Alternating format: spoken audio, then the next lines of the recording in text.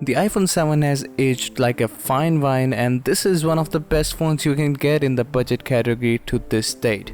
And we're going to find out if you should actually get the phone in 2022 for yourself or not. So stay till the end to find out. The iPhone 7 has always been a very durable phone because it has an all metal construction and a metal frame around it. It uses the lightning port at the bottom of the phone, and the volume rockers are on the left side of the phone along with the switch key, which you can use to mute the phone immediately. On the right side of the phone there is a power key, and the home button is there to operate your phone, and you get basically a 4.7-inch screen, which is a 720p panel. The iPhone 7 fixed all the issues that were associated with the iPhone 6 previously. For example, the phone bending in half when you press the frame too hard, but all the issues have been fixed in the iPhone 7.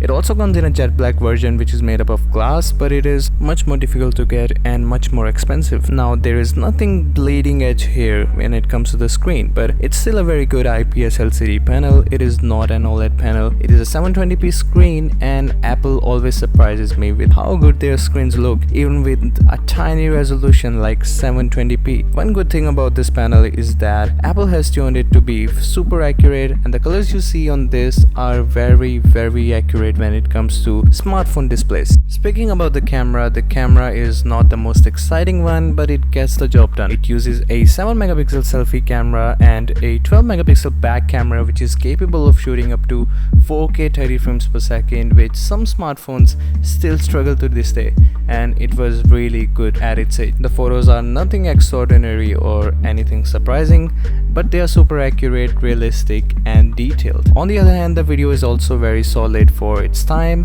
as it was released back in 2016. You can take a look at a couple of pictures and videos here.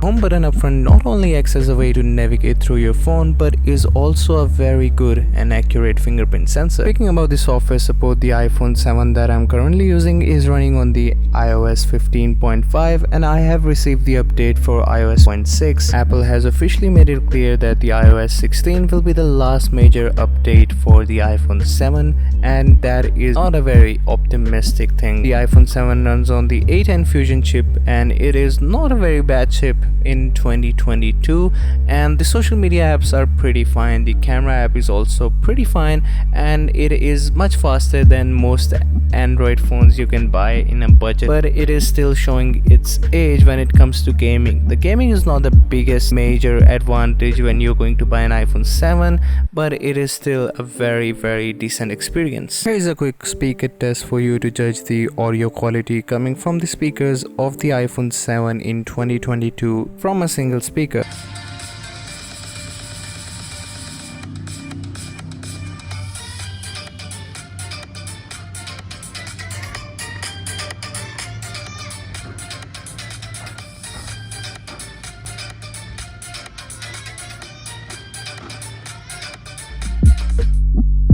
Battery backup was never a very strong point for the iPhone 7, but it still lasts you about 2 hours screen on time in 2022, and if you have the battery replaced originally from Apple, it could still give you 3 to 4 hours of screen on time, but it depends mostly on your use case. In my use case, it was really less, and I really did not enjoy using it in terms of the battery. It is very difficult to recommend iPhone 7 in 2022, but if you're one of those people who would really like to jump on the iOS and want to use an iPhone, but you're on a really tight budget, then this might be your pick. I don't know. That was it for the video. Hope you guys liked it. Make sure to subscribe, as well as I see most of you are not subscribed to this channel. I'll catch you guys in the next one. Peace.